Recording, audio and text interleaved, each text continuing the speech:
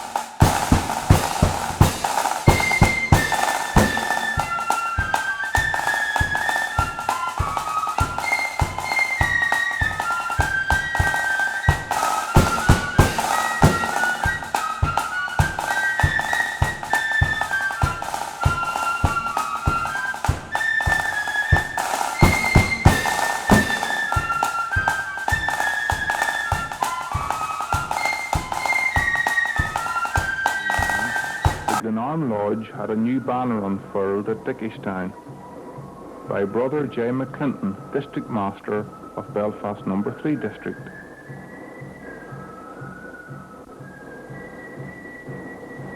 Unfortunately, the Orange Hall was set on fire and destroyed in August of 1971, and the Lodge banner was lost. An identical new banner was obtained and dedicated in time for the 12th the following year. Undeterred and undefeated, the brethren and friends began the task of rebuilding the hall, despite the high present-day labour and material costs. The Lodge decided to entrust the work to a fellow Orangeman, James Farker, and saw a much improved and larger new hall ready for opening and dedication 4 years after the old hall had been burnt. A large turnout of Orange men and bands from the surrounding district gathered for the opening and the parade through the village.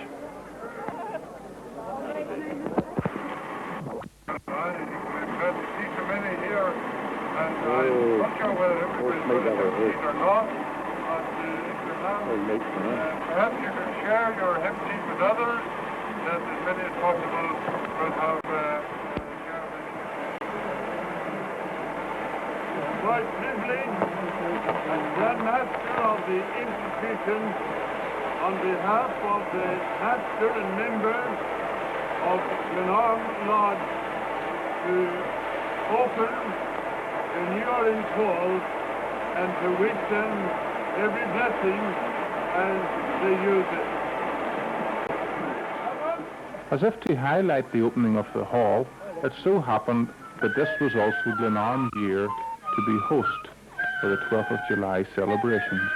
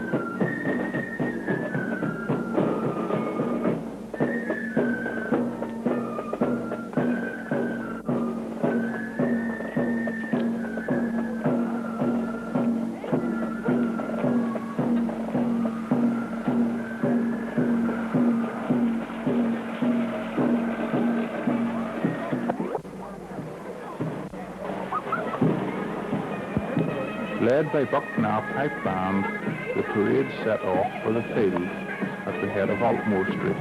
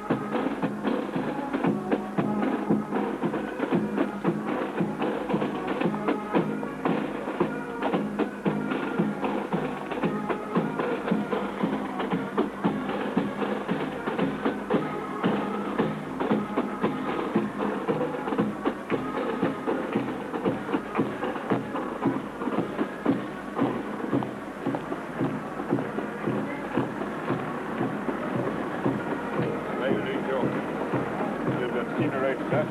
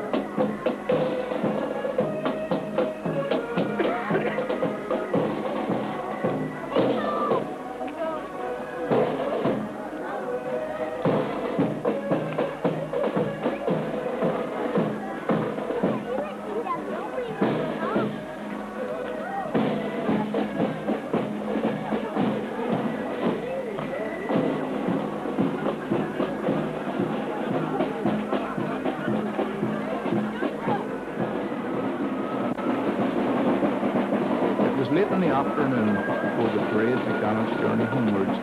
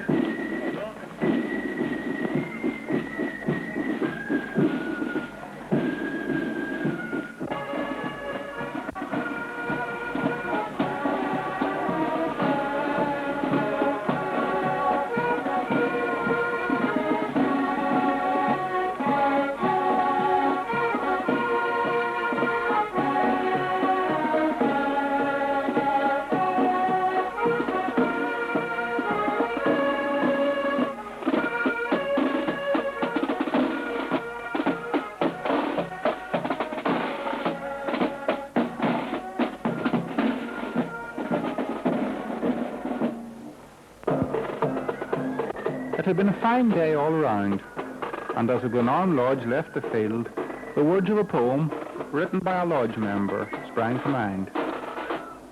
Are you a loyal Orangeman, and worthy of the name of William Prince of Orange, immortal honoured fame? What is your daily practice? Which is the part you play? Do you respond to duty's call and tread the narrow way? Was it through love and loyalty that you, a stranger, came to cross the rugged mountains in search of Jordan's plain, where the water stood divided and the chosen found a way? Was it to aid such principles you joined the grand array? Was it for sake of earthly gain you joined the glorious throng of William Prince of Orange who conquered at the Boyne? Do you accept the glorious robe that made all nations free, and care not for the principles that gained such liberty? Do you uphold the principles for which our fathers died? Or when the enemy are in view, are you the one to hide? Have you attained the glorious steps, faith, hope, and charity? Or do you stand at Rome's command to lap and bend the knee? These are simple questions. To each your answers give. The world will prove its values by the life you try to live. If you're a would-be Orange man, then choose some other sect. But if a worthy Orange man, you're one of the elect.